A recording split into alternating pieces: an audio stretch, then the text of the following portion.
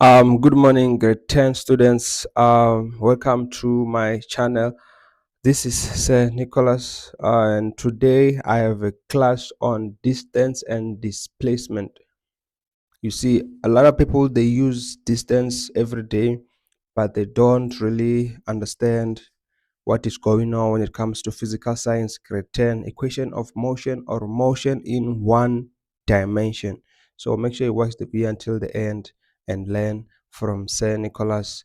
And also tell your friends that physical science grade 10 is here, and we're gonna learn and pass exams. Okay, so let me summarize distance and displacement before I can go to the video.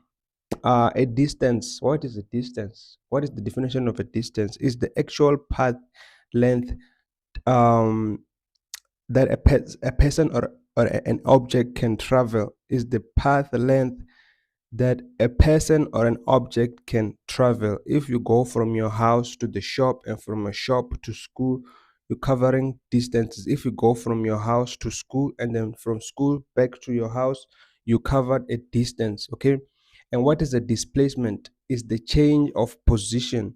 It depends on your position. If I'm standing this way, change in position when I'm standing this way, displacement.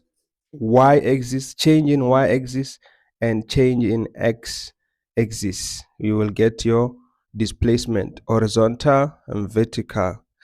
And the distance is a scalar, displacement is a vector, which means when you're calculating displacement, we need to also determine the direction of our displacement. So let's get to the video. Thank you for watching. To be honest, physical science is very interesting. Like, very interesting. It makes sense because we, like I said from the intro, that a distance is the path length traveled. Path length traveled. Length is the path length traveled, right? So it's like every day, what do? You are from your house. Your house is here. You are from your house and you go to, wait, you go to school. You go to school. Um, and then from school, you go to the mall. Okay. From school, you go to the mall. The mall to home. So you just have to find this side, longest, I mean, the shortest straight line distance from the mall to home, which is you're going to use Pythagoras theorem, um, because the displacement is the change in position. 25 plus 4, you will get 29, square root of 29, which is going to be our displacement. One dimension. Let's say we have point A and then we have point B and we have point C. This is a straight line, as you can see, and we get 7 meters, we get 8 meters. So from A to B to C, this is a straight line. This is a motion in one dimension. Okay, straight line. Straight line, motion in one dimension. And then what about motion in two dimension? Is when we have A right here, B right here, C right here. We have motion in two dimension, A, B, C. One dimension, this one, motion in one dimension, because it's going through a straight line. The aim for this topic, equation of motion or motion in one dimension, is that we need to learn how to be safe in the road. Okay, check this out. For displacement, you need a triangle like this one, triangle X. These things, it means change in position. change in position. Okay, so in order to find your displacement, you need a triangle x. So what is triangle x? Which means triangle x is the change in position x2 minus x1, you see, or x final minus x initial. Same thing when I say change in y equals to y2 minus y1 equals to y final minus y initial. -1, -2, and we got -1, -2, because we know from a compass that we have east, west, north, south. So we know from when you go to the left, we have negative. Grade 10 students, make sure you get used to this equation of motion. It's already there, provided for you on your question paper when you write exam or test. Or in grade 10, we describe motion in three ways. We describe motion in graph, we describe motion in equation of motion, and also we describe motion in words. In the diagram below, a ship traveling due east towards an iceberg on a foggy night. Foggy night, which means it was cloudy, it was not that that visible. I understand, especially probably on a winter time. In the diagram below, a ship is traveling due east towards an iceberg on a foggy night where the visibility is low. You can see we got a compass down there, east, west, north, south. The ship travels at a constant speed of 32 meter per second. So I have a question for you, a grade 10 student. Once they say the ship travels at a constant speed, is this velocity final or velocity initial? Comment down there on your on this video and tell me if this statement, the ship travels at a constant speed, is this velocity final or velocity initial, and is 500 meters away from the iceberg. So this ship is 500 meters away, as you can see on the picture. Before applying brakes, the ship thereafter slows down at a uniform rate of 2.5 meter per second squared, which is acceleration, right? We have acceleration, we have time, we also have velocity. You tell me in the comment, is this velocity initial or velocity final? Look at the first question. Define the term distance in words. Then how do you define distance? Distance is the total path length traveled. Simple as that. You get 2 marks. Traveled.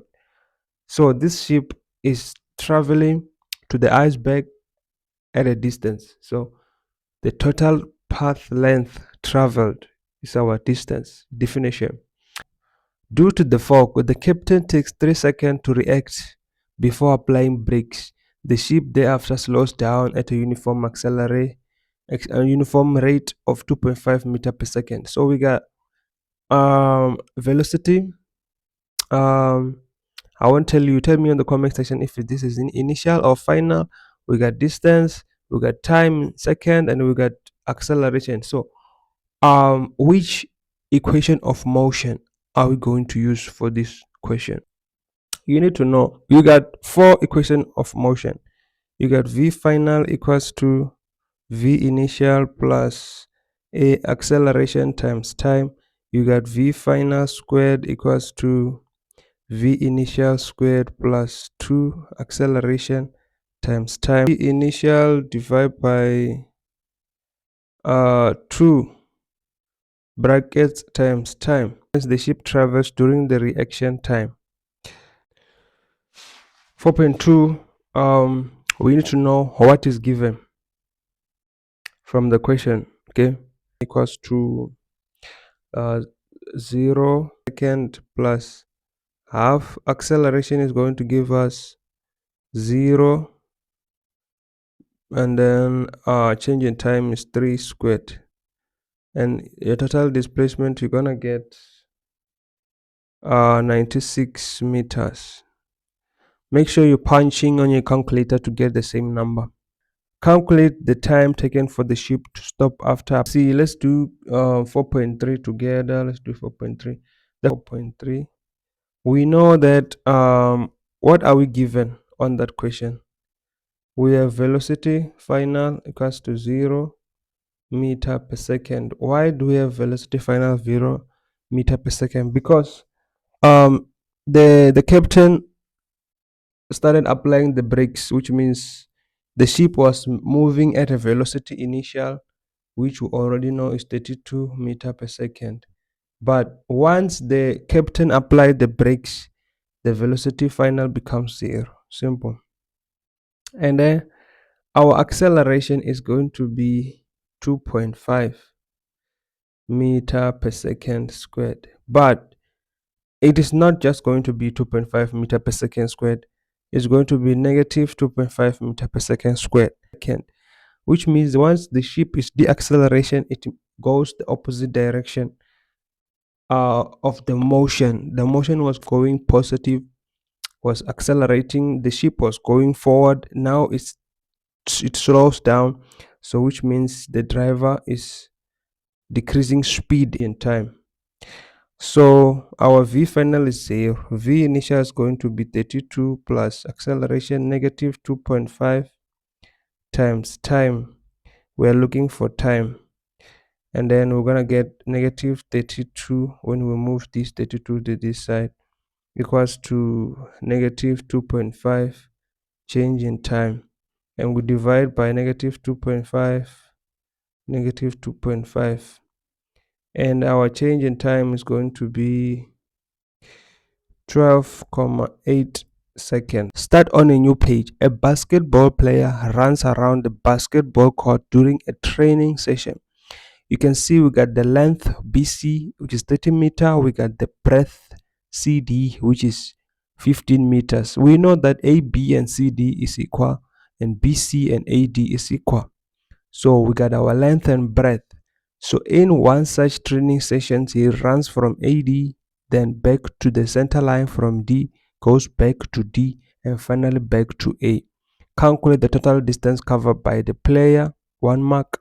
Calculate the time it took the player to complete the session if his average speed was 2.5 meter per second, 3 mark. Determine the time average velocity in waves, 2 marks. Determine the average velocity of the athlete, 2 mark. And then it's just 8 mark. I need you to go and do this task for me, and then send it to my WhatsApp, and then I'll give you the solutions and also explaining each question fully so that you can understand deeply and pass your exams at school. So please try to attempt this on your own, and don't try to look for on Google's answers and what. Do it on your own. Find out what you know now and what you don't know, so that you can really get enlightened and taught well, so that you don't really go to the exam room without knowing these things. Anyways, everything will be available in my description if you really need more assistance. I'll see you on the next video. So I'll continue from the distance and displacement. I will go to average velocity, average speed, and